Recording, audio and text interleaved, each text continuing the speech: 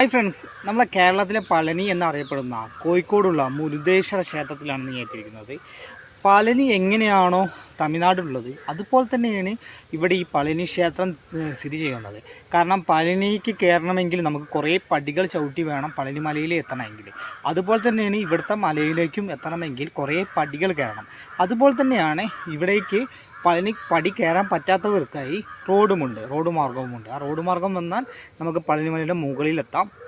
പളനി ക്ഷേത്രം എങ്ങനെയാണോ അവിടെ നിൽക്കുന്നത് അതേ രൂപത്തിലാണ് ഇവിടെയും പളനിമല നിൽക്കുന്നത്. പളനിമലയിൽ പോകുന്ന അതേ ഒരു ഫീലാണ് നമുക്ക് ഇവിടെ വരുമ്പോഴും കിട്ടുന്നത്. പക്ഷേ ഇവിടെ രാവിലെയും വൈകുന്നേരങ്ങളുമാണ് ഇവിടെ ആളുകൾ കൂടുതലായിട്ട് വരുന്നത്. എന്നാലും നമുക്ക് പല ഉച്ച സമയത്തൊക്കെ വന്നാലും ഈ ക്ഷേത്രം ഇങ്ങനെ നിൽക്കുന്നുണ്ടായിരിക്കും. പക്ഷേ 12 മണിക്ക് നട അടയ്ക്കും. അതിനുശേഷം നമുക്ക് തൊയ്യാനുള്ള കാര്യങ്ങൾ കയ്യില്ലെങ്കിലും നമുക്ക് ക്ഷേത്രം കണ്ട് മനോഹരമായ ഈ ക്ഷേത്രം കണ്ട് നമുക്ക് പോകാൻ പറ്റുന്നതായിരിക്കും. അപ്പോൾ നിങ്ങൾ തീർച്ചയായും നിങ്ങൾ കോഴിക്കോടിലേക്കൊക്കെ ഒന്ന് വരുന്ന ആളാണെങ്കിൽ തീർച്ചയായും നിങ്ങൾ ഇവിടെ വന്ന് ഒന്ന് വിസിറ്റ് ചെയ്യാൻ ശ്രമിക്കുക. മനോഹരമായിട്ടുള്ള നമ്മുടെ പളനി മലയിൽ പോകാൻ സാധിക്കാത്തവർക്ക് വേണ്ടിയും അതുപോലെ തന്നെ പളനി പോയി നമുക്ക് അത്രയും കയറാൻ കഴിയില്ല എന്ന് വിചാരിക്കുന്നവർക്കും ഈ ക്ഷേത്രത്തിലേക്ക് വരിക. ക്ഷേത്രത്തിലേക്ക് റോഡ് മാർഗം നമുക്ക് മുകളിലെത്താം. അതിനുശേഷം നമുക്ക് പളനി മുരുകനെ കണ്ട് തൊഴുത് നമുക്ക് പോകാം. നമ്മൾ കോഴിക്കോടുള്ള പളനി ക്ഷേത്രത്തിലെയാണ് നമ്മൾ നിർത്തിയിട്ടുള്ളത്. അതിൻ്റെ മെയിൻ കവാടമാണിത്. ഇത് നമ്മൾ വണ്ടിയിട്ട് വരുന്നവർക്ക് കയറാനുള്ള കവാടമാണ്. ഇതാണ് ക്ഷേത്രത്തിൻ്റെ ഒരു ഭംഗി എന്ന് പറഞ്ഞാൽ. തമിഴ്നാട്ടിൽ എങ്ങനെയാണോ നമ്മൾ പളനി സ്ഥിതി ചെയ്യുന്നത് അതേ രൂപത്തിലാണ് ഇവിടെയോ ഈ പഴനി ക്ഷേത്രം സ്ഥിതി ചെയ്യുന്നത്. മേൽ പഴനി എന്നാണ് ഈ പേരിൽ അറിയപ്പെടുന്ന ക്ഷേത്രം. ഇത് മനോഹരമായ ക്ഷേത്രമാണ് അതേ രൂപത്തിൽ സ്ഥിതി ചെയ്യുന്നത്. ഇതിലേക്ക് നമുക്ക് വരണമെങ്കിൽ വണ്ടി, അതുപോലെ തന്നെ വണ്ടിയിട്ട് വന്നതിന് ശേഷം ചിലപ്പം നമുക്ക് പടി ചവിട്ടി കയറണമെന്ന ആഗ്രഹമുള്ളവർക്കാണെങ്കിൽ പടി കയറാനുള്ള സൗകര്യങ്ങളും ഇവിടെയുണ്ട്.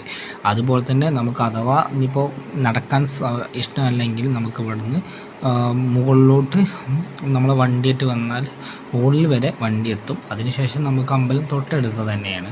മുരുകൻ നമ്മളെ പഴനിയിലുള്ള അതേ വഴിപാടും കാര്യങ്ങളൊക്കെ ഇവിടെ ചെയ്യും എന്നാണ് അറിയാൻ കഴിഞ്ഞത്. അതുപോലെ തന്നെ പഴനി ക്ഷേത്രത്തിൽ നമുക്ക് പോകാൻ പറ്റാത്തവർക്ക് ഇവിടെ വന്ന് തൊഴുതാലും മതി എന്നൊക്കെ പറയാനേക്കും. അതുപോലെ തന്നെ പഴനി ക്ഷേത്രത്തിലുള്ള പ്രസാദവും ഇവിടെ കിട്ടുന്നതായിരിക്കും. പഴനി ക്ഷേത്രത്തിലുള്ള എല്ലാ കാര്യങ്ങളും ഇവിടെയുണ്ട്. രാവിലെ ക്ഷേത്രം നട തുറന്നു കഴിഞ്ഞാൽ 12 മണിക്കാണ് നട അടയ്ക്കുന്നത്.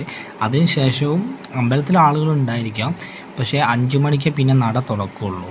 ഇതിനിടയിൽ വന്നാൽ നമുക്ക് ഈ ക്ഷേത്രത്തിൻ്റെ ഭംഗി ആസ്വദിക്കാം. ദൈവത്തിനെ കാണാൻ തൊഴുതു പോകണമെന്ന് നിങ്ങൾ ആഗ്രഹിക്കുന്ന ഒരു വ്യക്തിയാണെങ്കിൽ തീർച്ചയായും വരേണ്ട സമയം എന്ന് പറഞ്ഞാൽ 12 മണിൻ്റെ മുന്നെയോ അതുപോലെ തന്നെ 5 മണിക്ക് ശേഷമോ വരാൻ ശ്രമിക്കുക.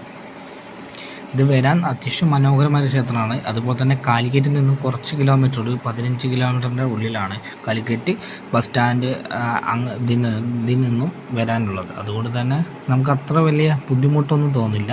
അത്യാവശ്യം അടുത്ത് തന്നെയാണ്. കാലിക്കറ്റ് വന്നു കഴിഞ്ഞാൽ നമുക്ക് തീർച്ചയായും ഇവിടെ വന്ന് ഇവിടെ വിസിറ്റ് ചെയ്യാൻ പോകാൻ നിങ്ങൾക്ക് സാധിക്കുന്നതായിരിക്കും. മനോഹരമായിട്ടുള്ള നല്ലൊരു ക്ഷേത്രം തന്നെയാണ്. നമുക്ക് വേണമെങ്കിൽ പടി ചവിട്ടി കയറാം. അതും കഴിയുന്നില്ലെങ്കിൽ നിങ്ങൾക്ക് വാഹനത്തിൽ അതിന് മുകളിൽ, ക്ഷേത്രത്തിൻ്റെ മുകളിൽ വരെ എത്താനുള്ള സൗകര്യവും ഇവിടെ ഒരുക്കിയിട്ടുണ്ട്. പിന്നെ നമ്മൾ പഴനിയിലേക്ക് എല്ലാവർക്കും പോകാൻ സാധിക്കാറില്ല. കാരണം പഴനിമല ചവിട്ടി കയറണമല്ലോ എന്ന് വിചാരിച്ചുകൊണ്ട് പലവരും അത് പോകാതെ ഇരിക്കുകയാണ് ചെയ്യാറ്. അതിന് പകരമായിട്ട് പഴനിയിലുള്ള അതേപോലെ തന്നെയാണ് ഈ ക്ഷേത്രം സ്ഥിതി ചെയ്യുന്നത്. അപ്പോൾ തീർച്ചയായും നിങ്ങൾ ഇവിടേക്ക് വരിക. മേൽപ്പഴനി എന്നറിയപ്പെടുന്ന നമ്മളെ കോഴിക്കോടുള്ള ഈ ക്ഷേത്രത്തിലേക്ക് വരിക. നമ്മുടെ മുരുകക്ഷേത്രമാണ്. അപ്പോൾ തീർച്ചയായും പഴനിയിലുള്ള എല്ലാ വഴിപാടുകളും എല്ലാ കാര്യങ്ങളും ഇവിടെ ചെയ്യുന്നതായിരിക്കും. തീർച്ചയായും നിങ്ങളിവിടെ വന്ന് നിങ്ങൾ ദൈവത്തെ കാണാൻ ആഗ്രഹിക്കുന്നുണ്ടെങ്കിൽ അതിനുവേണ്ടി പ്രാർത്ഥിച്ചു പോവുക. അത്യാവശ്യം മനോഹരമായിട്ടുള്ള ക്ഷേത്രം തന്നെയാണ്. ഇതിനെ ചുറ്റുപുറം തന്നെ നല്ല വ്യൂവും കാര്യങ്ങളൊക്കെ ഉണ്ട്. നമുക്ക് എന്തായാലും ആസ്വദിക്കാൻ പറ്റുന്ന ഒരു ക്ഷേത്രം തന്നെയാണ്. മനോഹരമായിട്ടുള്ള ഈ ക്ഷേത്രത്തിലേക്ക് വരിക. നിങ്ങൾക്ക് ഈ വീഡിയോ ഇഷ്ടപ്പെട്ട മാക്സിമം ഷെയർ ചെയ്യൂ. താങ്ക്